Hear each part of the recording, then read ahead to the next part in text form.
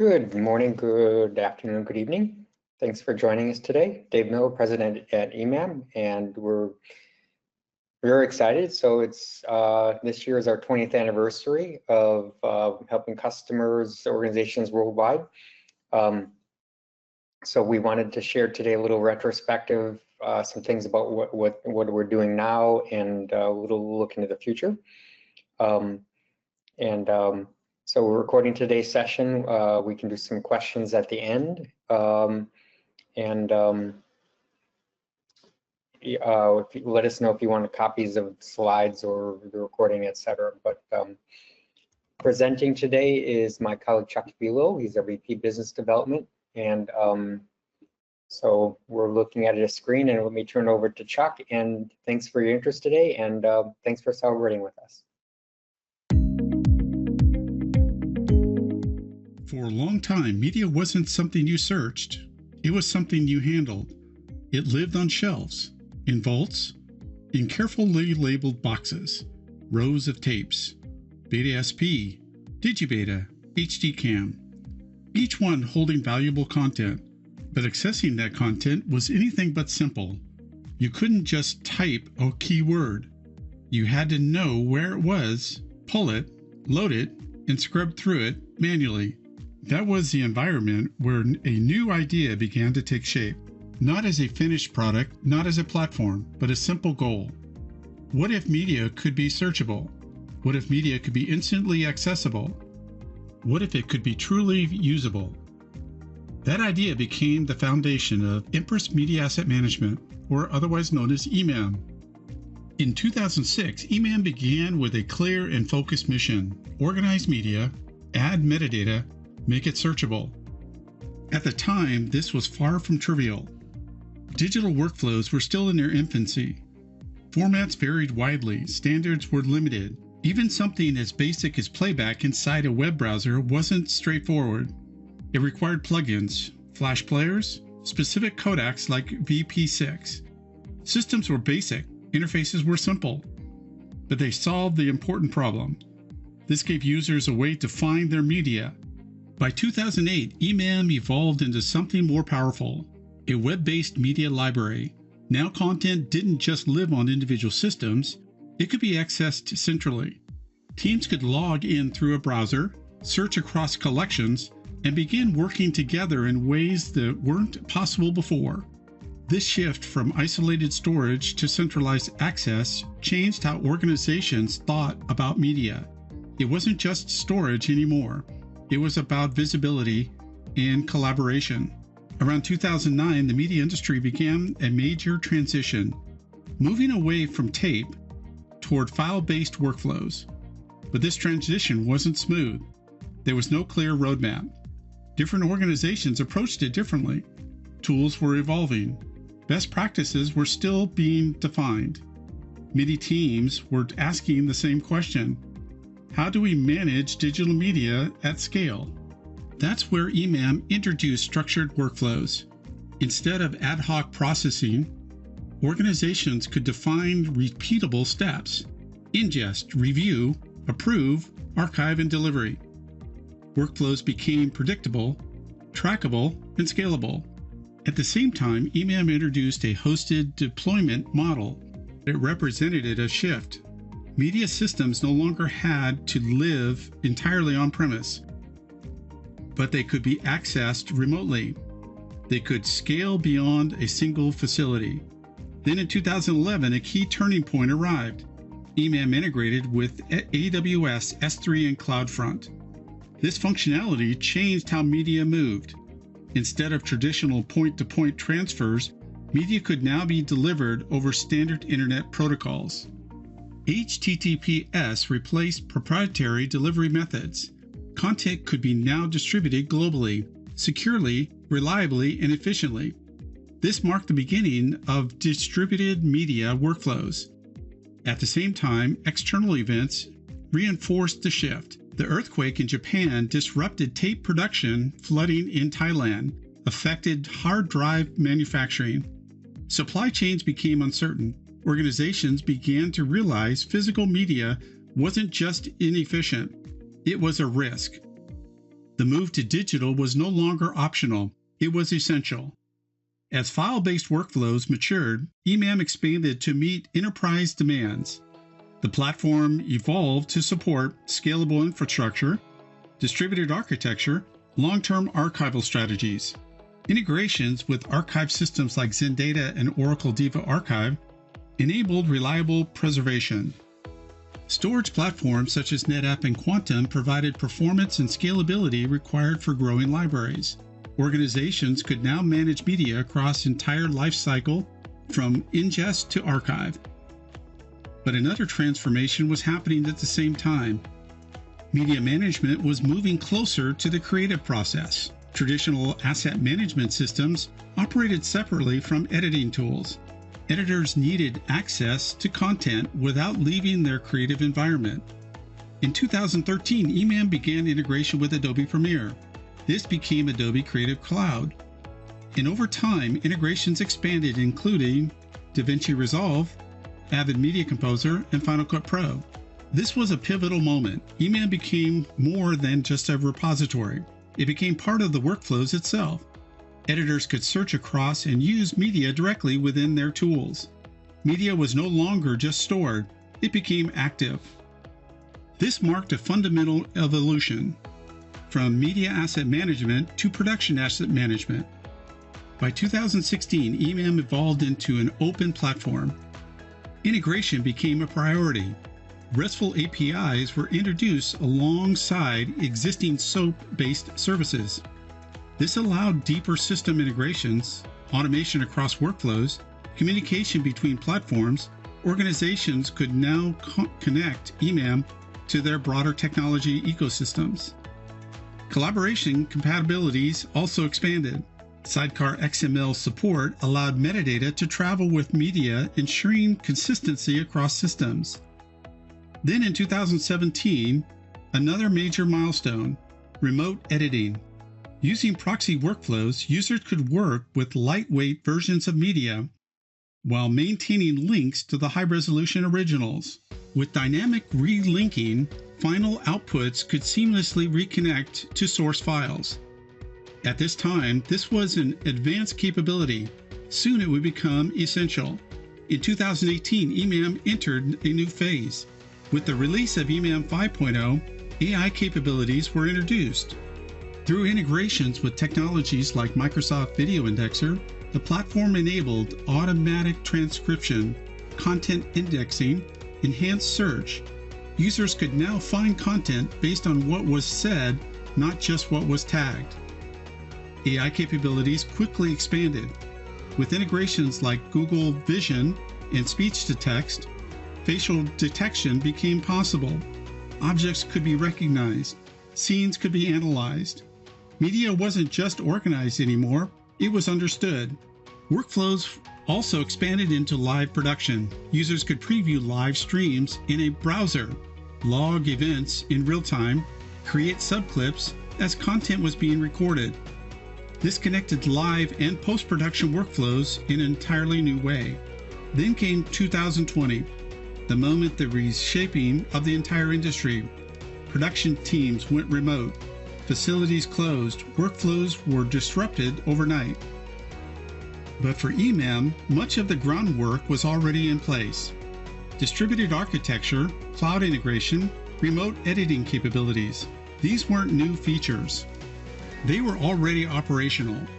With integration involving platforms like Cumulo, LucidLink, and Teradici, teams could continue working, accessing media remotely, collaborating across locations, maintaining production and continuity.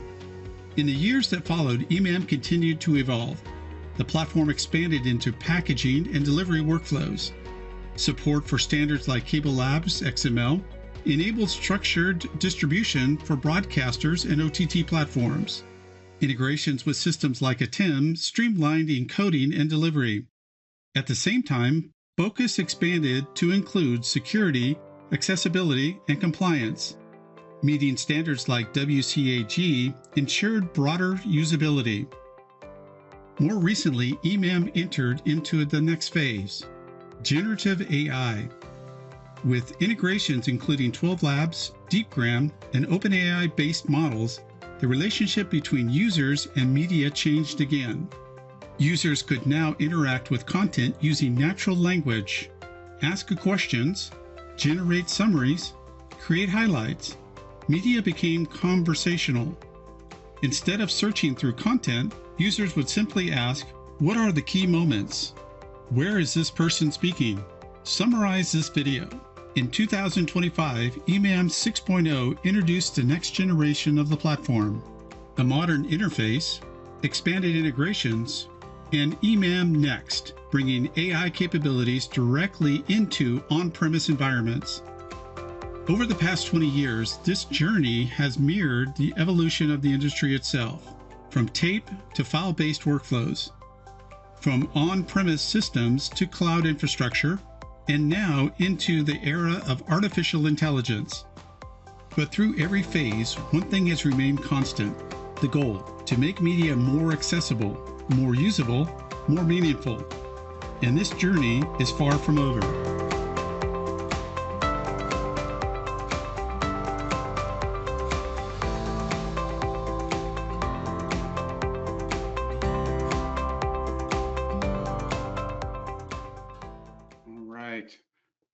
That's a great look back at everything that's gone on over 20 years at eMAM. So quite a few changes in the way we manage media and so on. So just kind of give you some updates on where we are today and where we're going. Again, expanding on the AI side and television production, as well as production for YouTube and other social media platforms and things like that. But kind of going through all the list here. As we had mentioned in the video there was eMAM Next. This is something in which we're looking at expanding for AI tools on-prem and being able to get speech to text summarization and title generation there as well. Now, what's interesting about this is the technology and the hardware. Chuck, you gotta share your slide.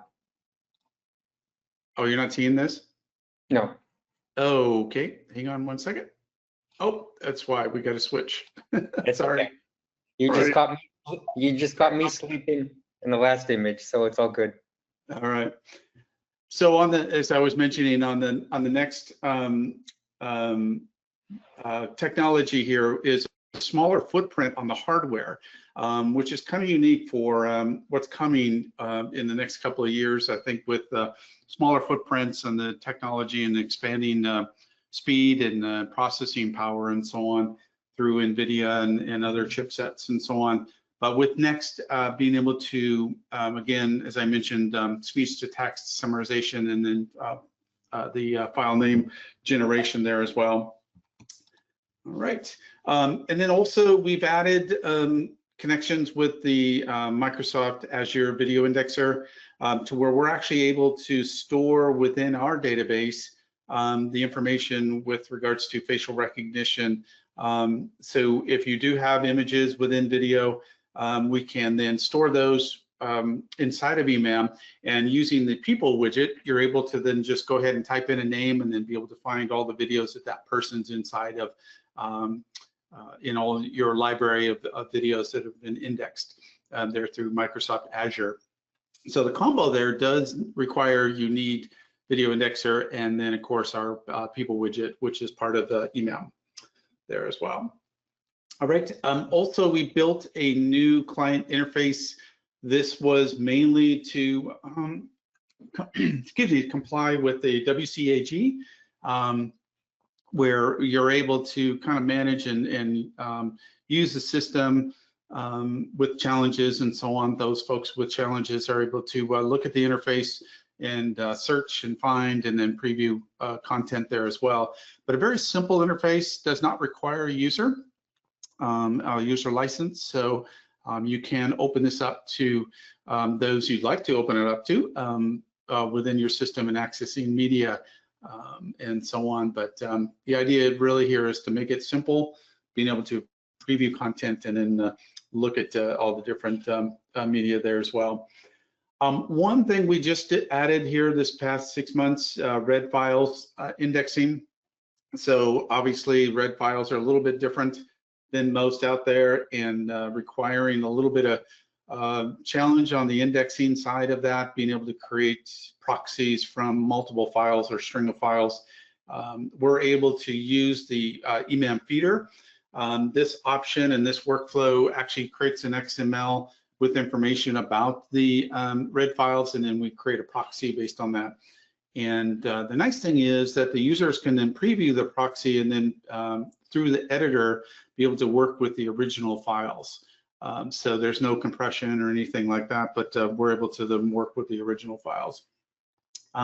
We've added this last year. This is late last year. This is EVS Sports. So if you are familiar with the EVS system, sports systems, where they're able to record all the football games or any kind of sporting events, they produce then melts with XML files and so on, and with that video, and then we're able to import that metadata with all the information, as you can see here, like with touchdowns, who scored, what team scored, and so on, what time in the game it scored, and so on. We store all that data inside of the eMAM system with, of course, game information and so on in the standard custom metadata fields that we've created based on EVS Sports and providing us that metadata. So quite nice being able to then go and search for all the sporting events. Ortana, this is quite unique. Ortana is orchestration tools that we can sit on top of eMAM. This gives you, first off, just a complex of workflows, different types of workflows, and so on. One key thing is easy to being able to ease into migration of other databases into the eMAM system. So if you are looking for an easy tool to connect with current metadata with databases and media, it makes it quite easy to then take in that metadata, connect with the eMAM system and the existing database, and then transfer metadata and the media into the eMAM system, creating proxies, or if proxies are needed, and then of course applying and mapping all the metadata into the eMAM system. So really a good end-to-end solution. There's a number of workflows. I encourage you to go to their website, Ortana Media Group, and check that out, because there's a lot of different types of workflows and connections that they have with AI systems, with social media, and so on. Also, we've just wrapped up our integration with Imagine Communications. So we're able to ingest media and metadata from the recordings, and being able to manage then all the pipeline of all the media that's coming in, being recorded by Imagine, and then taking in and being able to synchronize then all the metadata with the media that's coming in, titles and rights and versions and formats and so on. And then be able to orchestrate also the delivery of the media back for playout. Also, of course, we do PAM, so production, TV production, and so on within the MAM system, and your editors, but then also be able to take the output from that and then deliver that out to the playout system from Imagine. And then also many types of workflows also on the news side as well. So if you're in the news industry and so on, we do work well with them on a nice workflow and flow of media into news and delivery for that and play out for that as well. All right. Lastly here then, Cutting Room. Also encourage you to go to Cutting Room. It's a cloud-based editor, and this has a lot of new tools they're showing at NAB this year. And so what we've done is we've built a panel that you're able to go into Cutting Room, be able to look into your MAM system that may be stored up in the cloud. The media is stored in, say, S3, and then being able to access that media, pull it into your projects, and be able to then edit that and then deliver back to eMAM, or through in combo deliver also to social media directly from the editor as well. So they have many connections with social media deliveries as well. And then of course being able to send back a copy of that media back into the eMAM system for archive and reuse later. So again, I think it's a great cutting room. Cutting room is a great product for editing all types of videos and so on. And it's a really robust editor as well. And I'm anxious to see some of the new features that they have this year at NAB. So, and then lastly, the last few slides here, again, with eMAM, we have a number of government accounts. So we've focused on SOC 2 and ISO 27001 for security levels, being able to access the system and manage the system and the media and so on. So everything is really controlled through those guidelines and so on the eMAM system and built in now. We also have disaster recovery, failover, load balancing options within the system, and then secure sharing of the media and so on. And then of course with eMAM being 20 years now going and still going strong and doing quite well and still in further development, so stable company here. So affordability, the great thing about eMAM is you're not having to bite off this behemoth MAM system and pay for this very large amount and all this integration you're going to have to do and various things. So we have different types of licenses you can buy and start small, grow big, and then be able to control all your costs about getting up and running and started within the eMAM system. So let's see, flexibility, again, with the eMAM system, we're able to work in the cloud, on-prem, or in a hybrid mode. So it gives you a lot of flexibility there as well. And then, of course, we have all these different types of integrations that we tout for about 110, excuse me, about 110 different integrated technologies right now that we have ready going. So, and then lastly, the AI integrations, this continues like eMAM Next, and then also the cloud-based environments and so on, they're all there. And then interoperability with, different types of technologies that are out there to build simple or complex workflows and so on. And then of course, all based on a web interface. So what we're doing now for the 20-year anniversary, we have a special going on where we're going to do free migration from existing databases. So we'll do this for new customers and being able to run this through, the special will run through June 30th. So of course, purchase orders and purchases of the eMAM system have to be done before then. And then of course, legacy systems, being able to export that media and metadata, and we'll migrate all of that. So this promotion will include all the costs for setups and configurations of the migration tools and things like that are needed. So we're providing up to 200 hours of service on that. A lot of our customers, new customers that we have, they're all, having to migrate from CatDV or other Axle or other systems. We're able to then, with this promotion, be able to then take in that media plus all the metadata and map it also with your new eMAM system. So it's been a great promotion, again, running through June 30th of this year, and we'd really love to help you out and get migrated. And I think, David, that is it. And see if we have any questions. Thanks, everybody, for joining us. A trip down memory lane and a little look into the future. Yeah, we're very much looking forward to the next 20 years and built with the same tradition of service. We could have gone on for hours with our showing our team, but our dedicated team has been with us a long, long time and continuing to help our customers and build on our core principles of service and flexibility. A lot of customers moving to the cloud, other customers moving away from the cloud, and really giving people options for that and working with them.